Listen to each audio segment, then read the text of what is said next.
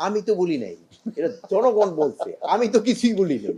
ওখানে আপনার সাংবাদিকরা ছিল, এরা শুনছে, এরা বলছে, আমি তো কিছুই বলি নাই।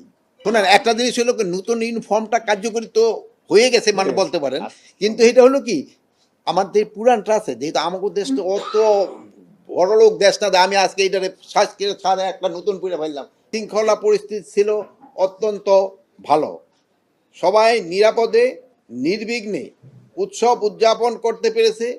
এই জন্য আমি স্বরাষ্ট্র মন্ত্রণালয়ের পক্ষ থেকে সশস্ত্র বাহিনী, police, Ansar, RAB, coast guard, BGB সহ বিভিন্ন আইন শৃঙ্খলা রক্ষাকারী বাহিনীর এবং আপনাদেরকে গণমাধ্যম কর্মীদেরকে স্বরাষ্ট্র মন্ত্রণালয়, সাংস্কৃতিক বিষয় মন্ত্রণালয়, পার্বত্য চট্টগ্রাম বিষয় মন্ত্রণালয় এবং মাঠ প্রশাসনের কর্মকর্তা সহ সংশ্লিষ্ট বিভিন্ন মন্ত্রণালয় কর্মকর্তাকে আন্তরিক ধন্যবাদ এবং আমি কৃতজ্ঞতা জানাই।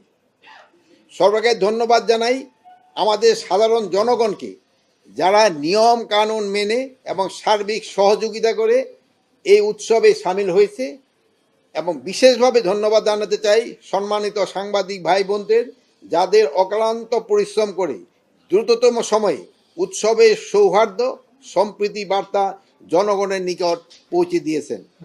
ধন্যবাদ জানাই সাংস্কৃতিক বিষয় মন্ত্রণালয়কে, যাদের পৃষ্ঠপোষকতা ও বিভিন্ন সৃজনশীল উদ্যোগে নববর্ষের উৎসবকে রঙিন এবং বৈচিত্র্যময় করেছে। আরও ধন্যবাদ জানাই ঢাকা বিশ্ববিদ্যালয়ের কর্তৃপক্ষকে, যারা নববর্ষকে আনন্দ শোভাযাত্রাকে সর্বাঙ্গীন এবং সাফল্যমণ্ডিত করতে গুরুত্বপূর্ণ ভূমিকা রেখেছে। ধন্যবাদ জানাই পার্বত্য চট্টগ্রাম বিষয় মন্ত্রণালয়কে, যাদের নিরলস প্রচেষ্টায় কারণে পার্বত্য চট্টগ্রামের বিভিন্ন জনগোষ্ঠীর মানুষ স্বতঃস্ফূর্তভাবে এই উৎসব অংশগ্রহণ করতে পেরেছে। পরিশেষে আন্তরিক ধন্যবাদ জানাতে চাই অন্তর্বর্তী সরকারে মাননীয় প্রধান উপদেষ্টাকে, যার সার্বিক নির্দেশনায় নববর্ষের উৎসব একটি সার্বজনীন উৎসবে রূপ লাভ করেছে। তার সার্বিক পরামর্শ ও সহযোগিতায় স্বরাষ্ট্র মন্ত্রণালয়ের কর্মকাণ্ড আরও বেগবান হয়েছে এবং দেশের আইন শৃঙ্খলা পরিস্থিতি ক্রমোন্নতির দিকে যাচ্ছে।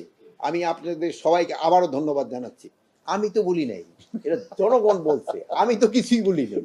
ওখানে আপনার সাংবাদিকরা ছিল, এরা শুনছে, এরা বলছে, আমি তো কিছুই বলি নাই। আপনারা ওইটা বলছেন যে আমি বলছি, আমি কিন্তু ভাই কিছু বলি নাই। আমাদের তো ক্ষেত্রে তো সরকার তো বলেই দিছে যে আমাদের উপদেষ্টা তো চিফ ডিসেম্বর থেকে ইসের ভিতরে বলেই তো দিছে, ডিসেম্বর থেকে জুনের ভিতরে। আমার ওই তো কোটার বলার কোনো প্রশ্নই ওঠে না। না, আমি তো রাজনীতিবিদ না, আমি তো এই রাজনীতির প্রশ্ন তো বলতে পারবো না। আমাদের তো বলেই দিছে চট্টগ্রামের যে একটা ছোট ঘটনা ঘটছে, এটা তো সত্যি ঘটনা ঘটছে। এবং এই ব্যাপারে আমি ডিসি সাথেও কথা বলছি, আমাদের কমিশনারের সাথে কথা বলছি। ঘটনাটা না ঘটেই উচিত ছিল, বাট যেহেতু ঘটে গেছে, এখন ভবিষ্যতে দিন এই ধরনের ঘটনা না ঘটে, এই জন্য আমরা চেষ্টা করবো। শোনেন, একটা জিনিস হলো নতুন ইউনিফর্মটা কার্যকরী তো হয়ে গেছে মানে বলতে পারেন, কিন্তু এটা হলো কি, আমাদের পুরানটা আছে, যেহেতু আমাদের দেশ তো অত বড়লোক দেশ না, আমি আজকে এইটারে শ্বাস করে ছাড়া একটা নতুন করে ফেললাম। আমার ওই আগেরটারে আমার আস্তে আস্তে শেষ হবে, আমরা নতুনটা আস্তে আস্তে ইন্ট্রোডিউস করব। লোগোর বিষয়ে এরকম একই অবস্থা, লোগো তো আস্তে আস্তে আমরা চেষ্টা করতেছি, যেহেতু এটার সাথে টাকা জড়িত।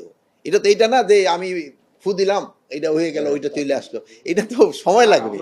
আমরা সব কিছু কিন্তু জনগণের জন্য বলি, কিন্তু আমরা অনেক কিছু আছে আমরা কিন্তু জনগণের কাছে পৌঁছে দিতে পারি না।